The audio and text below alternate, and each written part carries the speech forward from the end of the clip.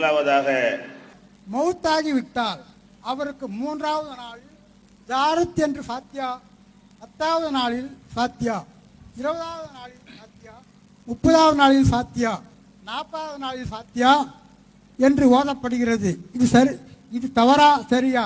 இறந்து போனவர்களுக்கு என்ன செய்யறாங்களாம், ஜியாரத் என்ற பெயரில் அதுக்கு ஒரு ஃபாத்தியா ஓதப்படுகிறது. 10வது நாள் 20 நாள், எங்கள் ஊரில் அப்படி போல இருக்கு. எங்கள் ஊரில் 7 நாள் தான் ஓதுவாங்க. உங்கள் ஊரில் அப்படி இருக்குன்னு நினைக்கிறேன். அவர் கேட்குறாரு, 10வது நாள், 20வது நாள், 30வது நாள், 40வது நாளில் எல்லாம் இந்த மாதிரி ஃபாத்தியாக்கள்லாம் ஓதுறாங்க. அன்னைக்கு இன்று 40வது நாளில் சோறுலாம் ஆக்கி ஏழைகளுக்கு பகிர்ந்து கொடுக்குறாங்க. அதே மாதிரி குர்ஆனை வேற என்ன செய்கிறாங்க, 40 நாளும் அந்த இறந்து போனவர்களுக்காக ஓதி கொண்டிருக்கிறார்கள். இதெல்லாம் சரியா தவறா என்று கேட்குறாங்க. முதல்ல மார்க்க விஷயத்தில் ஒன்றை சரி என்று சொல்வதாக இருந்தாலும் தவறு என்று சொல்வதாக இருந்தாலும் அது அல்லாவும் ரசூலும் சொல்லியிருக்கணும். அல்லாஹ் சொல்லணும், இல்லைன்னா ரசூல் சொல்லியிருக்கணும். அதுதான் ஆதாரம். இப்போ மரணிக்கிற மேட்டர் இருக்குல்ல, இறந்து போகிற விஷயம், இது இது 2011 நடக்கக்கூடிய புதிய விஷயமா இல்லை. ஆதம் அலைஹிஸ்ஸலாம் காலத்திலிருந்து மௌத்து நடந்துகிட்டு இருக்கிறது. நபிகள் நாயகம் ஸல்லல்லாஹு அலைஹி வஸல்லம் காலத்திலையும் நிறைய பேர் நினைஞ்சிருக்கிறாங்க, மௌத்தா இருக்கிறாங்க. அப்ப அவங்க காலத்துல இந்த மாதிரி மௌத்து நடக்கும் பொழுது இந்த மாதிரி செஞ்சாங்களா? நபிகள் நாயகம் ஸல்லல்லாஹு அலைஹி வஸல்லமுடைய காலத்துல மௌத்தே நடக்காம ஏதோ இந்த நூற்றாண்டுல தான் மௌத்துண்டு ஒன்று வருதுன்னு சொன்னா என்ன செய்யலாம், நம்ம இஷ்டத்துக்கு என்னதையா செஞ்சுக்கிடலாம். ஆனா நபிகள் நாயகம் ஸல்லல்லாஹு அலைஹி வஸல்லம் அவங்களுடைய காலத்துல என்ன நடந்துச்சு, மூத்த மகள் ஜெய்னபு மௌத்தா போனார்கள். நபி ஸல்லல்லாஹு அலைஹி வஸல்லம் உயிரோட இருக்கும் பொழுது அவங்க 2வது மகள் ருக்கையாவும் மௌத்தா போனார்கள். ரசூல் ஸல்லல்லாஹு அலைஹி வஸல்லம் உயிரோடு இருக்கும் பொழுது 3வது மகள் உம்மு குல்சும் அவர்களும் மௌத்தா போனார்கள். அப்ப நபிகள் நாயகம் ஸல்லல்லாஹு அலைஹி வஸல்லத்துக்கு 4 பொம்பளை பிள்ளை அல்லாஹ் கொடுத்தான். 3 பொம்பளை பிள்ளை அவங்க உயிரோடு இருக்கும்போதே மௌத்தா போயிட்டாங்க. இப்ப நபிகள் நாயகம் ஸல்லல்லாஹு அலைஹி வஸல்லம் அவர்கள் தன்னுடைய 3 பெண் மக்களும் இறந்ததற்காக வேண்டி 3வது நாள், 10வது நாள், 7வது நாள், 20வது நாள், 40வது நாள், வருஷத்துல குறிப்பிட்ட இறந்த நாள் என்று சொல்லி ஏதாவது பாத்தியாவோ உணவோ பதார்த்தங்களோ செய்து கொடுத்தார்களா? இல்ல. அப்ப நபிகள் நாயகம் ஸல்லல்லாஹு அலைஹி வஸல்லம் அவங்க காலத்திலேயே இது மாதிரி அவங்க குடும்பத்திலே பல பேர் மௌத்தா இருக்கும் பொழுது அவங்களுக்கு இதையெல்லாம் செய்யவில்லை. அவங்க உயிரோட இருக்கும்போது அவங்க மனைவி ஹதீஜா நினைஞ்சிட்டாங்க, மௌத்தா போயிட்டாங்க. அதுக்காக வேண்டி ரசூல் ஸல்லல்லாஹு அலைஹி வஸல்லம் ஏதாவது பாத்தியா ஓதுனாங்களா? இல்ல. நபிகள் நாயகம் ஸல்லல்லாஹு அலைஹி வஸல்லம் உயிரோட இருக்கும் பொழுது அவங்களுடைய சிறிய தகப்பனார் ஹம்சா அவர் கொல்லப்பட்டாரு. அதே மாதிரி ஜாஃபர் இப்னு அபூ தாலிப் அவங்க சின்னப்பா மகன் அவர் இறந்தாரு. அவருக்கு எல்லாம் இந்த மாதிரி ரசூல் ஸல்லல்லாஹு அலைஹி வஸல்லம் எங்க சின்னப்பா இறந்து போயிட்டாரு, எங்க சின்னப்பா மகன் இறந்து போயிட்டாரு, வாங்க எல்லாரும் வீட்டுக்கு வாங்க, ஜியாரத் பாத்தியாக்கு வாங்க, 7ஆம் பாத்தியா வாங்கன்னு சொன்னாங்களா? இல்ல. அப்ப நபிகள் நாயகம் ஸல்லல்லாஹு அலைஹி வஸல்லம் அவங்க காலத்துல இது மாதிரி நிறைய மரணங்கள் ஏற்பட்ட எந்த ஒரு சந்தர்ப்பத்திலையும் இது மாதிரி ஒரு குறிப்பிட்ட நாளில் மக்களை எல்லாம் திரட்டி வைத்துக் கொண்டு பாத்தியா இது மாதிரி சடங்கு எதுவுமே செஞ்சது கிடையாது.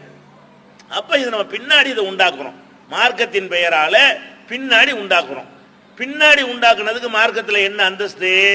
குல்ல முஹதஸத்தின் பித்ஆ, எனக்கு பிறகு உண்டாக்கப்படுகிற எல்லா காரியங்களும் அனாச்சாரம்.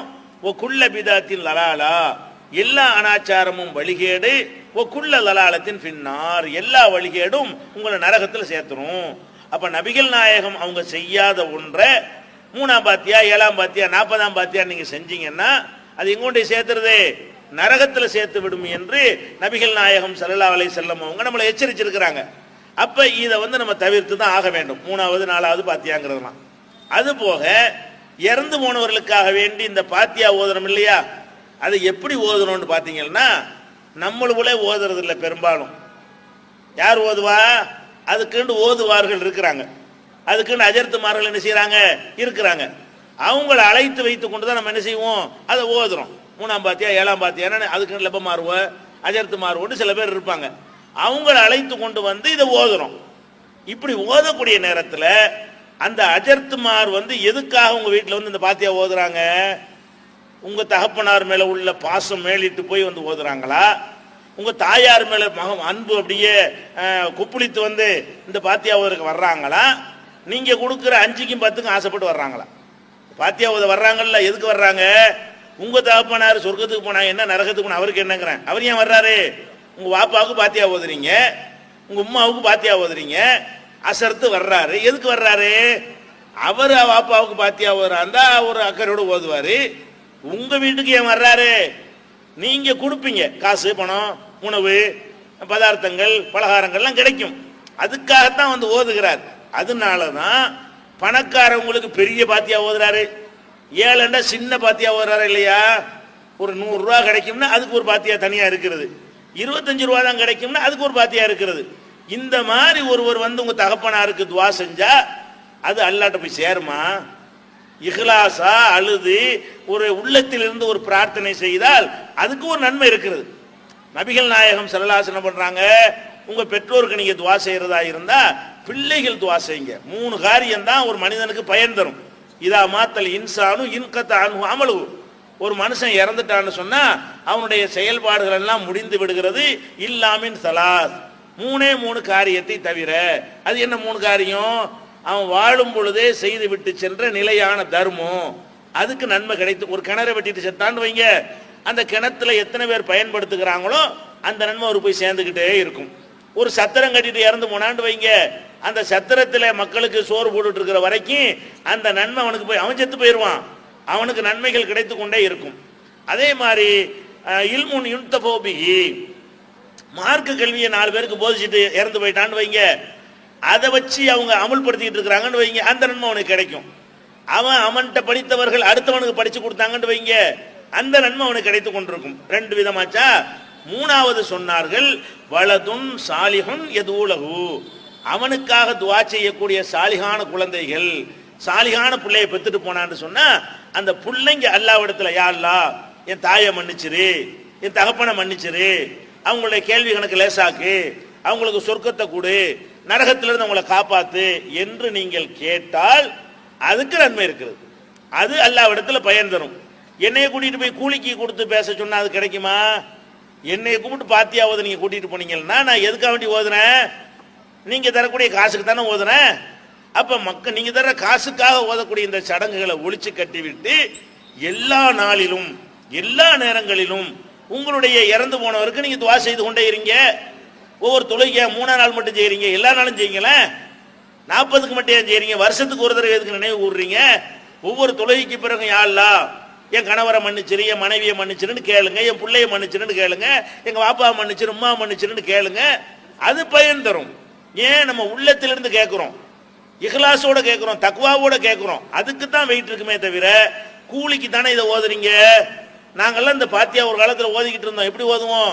இந்த குரான் ஓதுக்குன்னு கூப்பிடுவாங்க, வீடு வீடா குரான் ஓத போறது.